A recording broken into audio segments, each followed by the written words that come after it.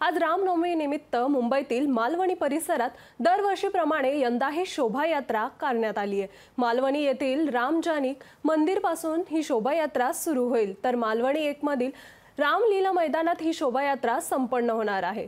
या संदर्भात आपले प्रतिनिधी भूषण शिंदे आपल्याशी जोडले गेले आहेत। भूषण, मालवणी शोभायात्रा एकंदर पाहिलं तर रामनवमीच्या निमित्तानं आज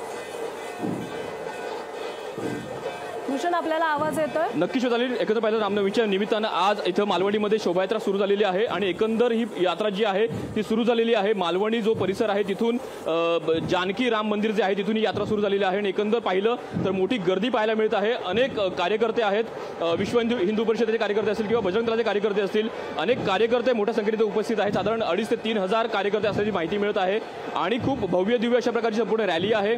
भगवे झेंडे घेऊन प्रत्येक जण आपापला झेंडा फडकावत आहे। अशा प्रकारे संपूर्ण रॅली आहे। एक पाहिलं तर विशेष लक्ष जर पाहिलं तर एकंदर 11 फुटी रामाची मूर्ती या संपूर्ण रॅलीमधून जात आहे। पालख्या आहेत, अनेक ढोल ताशांची पथकं आहेत, लेझिम पथकं आहेत। अशा प्रकारे संपूर्ण रॅली जी आहे ती भव्य दिव्य अशा रीतीने पुढे सरकत आहे आणि एकंदर पाहिलं तर ही संपूर्ण रॅली ती आता अगदी थोड्या वेळापूर्वी सुरू झालेली आहे। ती अगदी पुढे धीम्या गतीने पुढे सरकत आहे। जी रॅली आता मालवणीमधील जे रामलीला मैदान आहे तिथे संपणार आहे, तिकडे संपन्न होणार आहे। अशा प्रकारे संपूर्ण रॅलीचं नियोजन आहे। अशा प्रकारे संपूर्ण रॅली निघालेली आहे। अगदी जर थोडं रॅलीचा जर इतिहास पाहिलं तर मागील वर्षी जर पाहिलं तर 2023 मध्ये रॅलीला काहीसं गालबोट लागलं होतं, काहीसं तणाव वाढल्यानंतर या संपूर्ण रॅलीला गालबोट लागलं होतं। त्यामुळे या वर्षी कोणत्याही प्रकारे हा संपूर्ण तणाव वाढू नये किंवा कोणत्याही प्रकारचं गालबोट लागू नये किंवा कोणत्याही प्रकारचा अनुचित प्रकार घडू नये यासाठी चोख पोलीस बंदोबस्त देखील दुतर्फा करण्यात आलेला आहे आणि एकंदरीत संपूर्ण रॅली जी आहे ती आता निघालेली आहे आणि रामलीला मैदान दिशेने सरकत आहे।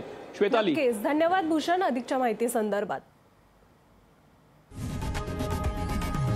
लोकशाही मराठी ऐका, पहा, जागरूक रहा।